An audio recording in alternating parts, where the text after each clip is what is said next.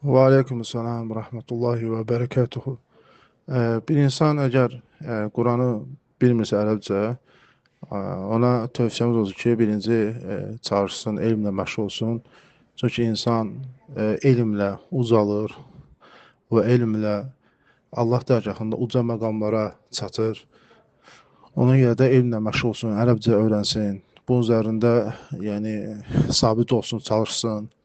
Əgər ərəbcə öyrənə bilmirsə, yəni Quranda olan hansı surələr oxuyursa, Qurandan hansı surələr oxuyursa, Azərbaycan dilində əzbərləsin, tərcüməni əzbərləsin.